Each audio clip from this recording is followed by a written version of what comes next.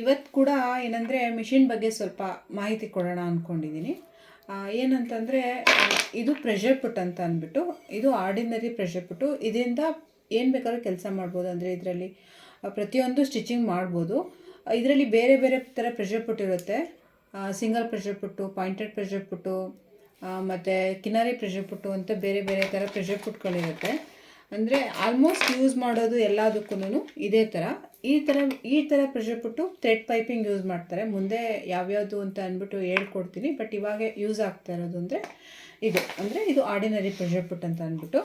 ಇದನ್ನು ಹೇಗೆ ಹಾಕೋದು ಅಂದರೆ ನೋಡಿ, ಈ ಥರ ಎತ್ಬಿಟ್ಟು ನೋಡಿ, ಇದು ಹಿಂದೆಯಿಂದ ಇದು ಪ್ರೆಷರ್ ಪುಟ್ ಎತ್ತೋದು. ಇದು ಗೊತ್ತಾಗುತ್ತೆ ನೋಡಿ, ಹಿಂಗೆ ಎತ್ತಿದ್ರೆ ಇದು ಎತ್ತುತ್ತೆ, ಮತ್ತು ಇಳಿಸಿದ್ರೆ ಹಿಂಗೆ ಡೌನ್ ಆಗುತ್ತೆ. ಇದನ್ನು ಎತ್ಬಿಟ್ಟು ಕಾಲಲ್ಲಿ ಎತ್ತೋದಿರುತ್ತಲ್ಲ ಅದನ್ನು ಎತ್ಬಿಟ್ಟು ಮತ್ತೆ ನೋಡಿ ಇದನ್ನು ಹಿಂಗೆ ಇಳಿಸ್ಬಿಟ್ಟು ಆಮೇಲೆ ಇದನ್ನು ಸ್ಕ್ರೂ ಡ್ರೈವರಿಂದ ಟೈಟ್ ಮಾಡಬೇಕು. ಇದು ಪ್ರೆಷರ್ ಪುಟ್ ಹಾಕೋದು. ಹಿಂಗೆ ಪ್ರೆಷರ್ ಪುಟ್ನ ಹಾಕ್ಬಿಟ್ಟು ಆಮೇಲೆ ನೀಡಲ್ಲಿ ಹಾಕಬೇಕು.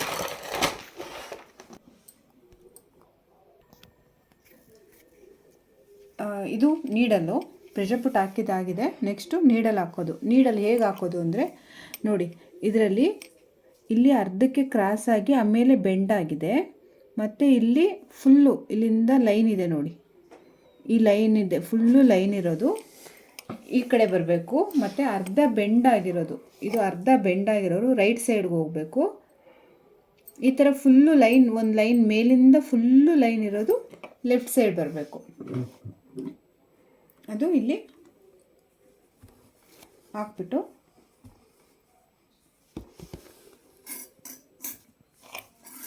ಸ್ಟ್ರೈಟಾಗಿ ಹಾಕಬೇಕು. ನೀಡಲ್ನ ಬೆಂಡ್ ಆಗಬಾರ್ದು, ಕ್ರಾಸ್ ಆಗಬಾರ್ದು. ಆಫ್ ಮಾಡಿ, ಇದು ಸ್ಟ್ರೈಟ್ಗೆ ಇರಬೇಕು.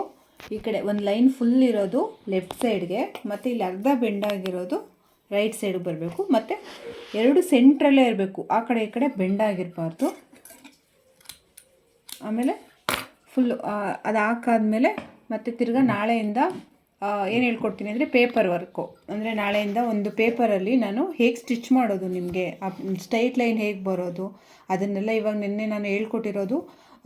ಕಂಟ್ರೋಲ್ ಹೇಳ್ಕೊಟ್ಟಿದ್ದೀನಲ್ವ, ಆ ಕಂಟ್ರೋಲ್ ಬಂದಾದಮೇಲೆ ನೀವು ನೀಡಲ್ಲಿ ಹಾಕಬೇಕು. ಇಲ್ಲಾಂದರೆ ನೀವು ಕೈ ಮೇಲೆ ಹತ್ತಿಸ್ಕೊಳ್ಳೋ ಚಾನ್ಸಸ್ ಇರುತ್ತೆ. ಇಲ್ಲಿ ಫಿಂಗರ್ ಗಾರ್ಡ್ ಇರುತ್ತೆ ಇಲ್ಲೊಂದು, ಬಟ್ ನಾನು ಅದನ್ನು ಫಿಂಗರ್ ಗಾರ್ಡ್ ತೆಗ್ದಿದ್ದೀನಿ. ಆ ಫಿಂಗರ್ ಗಾರ್ಡ್ ಇರಬೇಕು.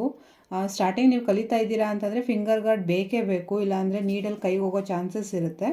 ಫಿಂಗರ್ ಗಾರ್ಡ್ ಯಾವುದೇ ಕಾರಣಕ್ಕೂ ತೆಗಿಯೋಕ್ಕೆ ಹೋಗಬೇಡಿ. ನನಗೆ ಅಂದರೆ ಸೆಟ್ ಆಗಿದೆಯಲ್ವ, ಹಂಗಾಗಿ ನಾನು ತೆಗ್ದಾಕಿದ್ದೀನಿ. ನನಗೆ ಸ್ವಲ್ಪ ಥ್ರೆಡ್ ಹಾಕೋಕ್ಕೆಲ್ಲ ಕಷ್ಟ ಆಗ್ತಿತ್ತು ಅಂದ್ಬಿಟ್ಟು ನಾನು ತೆಗ್ದಾಕಿದ್ದೀನಿ. ನೀವು ಯಾವುದೇ ಕಾರಣಕ್ಕೂ ಫಿಂಗರ್ ಗಾರ್ಡ್ ತೆಗಿಯೋಕ್ಕೆ ಹೋಗಬೇಡಿ. ನೆಕ್ಸ್ಟು ನಾನು ಪೇಪರ್ ವರ್ಕ್ ಹೇಳ್ಕೊಡ್ತೀನಿ ನಿಮಗೆ. ಪೇಪರಲ್ಲಿ ಹೇಗೆ ಮಾಡೋದು, ಹೇಗೆ ಲೈನ್ ಸ್ಟಿಚ್ ಹಾಕೋದು, ಆ ಥರ ಪೇಪರ್ ನೀವು ಜೆರಾಕ್ಸ್ ಮಾಡಿಕೊಂಡು ತೆಗೆದಿಟ್ಕೋಬೇಕಾಗುತ್ತೆ. ಇಲ್ಲಾಂದರೆ ನೀವು ಒಂದು ಲೈನ್ ಹಾಕ್ಕೊಂಡು ಇಲ್ಲ ಪೆನ್ಸಿಲಲ್ಲಿ ಬರ್ಕೊಳ್ಬೇಕಾದ್ರೆ ಟ್ರೈ ಮಾಡ್ಬೋದು. ನಾನು ನಾಳೆಯಿಂದ ಆ ಪೇಪರ್ ವರ್ಕ್ ಹೇಗೆ ಮಾಡೋದು, ಹೇಗೆ ಪೇಪರಲ್ಲಿ ಸ್ಟಿಚ್ ಮಾಡೋದು ಅನ್ನೋದು ನಿಮ್ಗೆ ಹೇಳ್ಕೊಡ್ತೀನಿ. ಆಯಿತಾ? Thank you.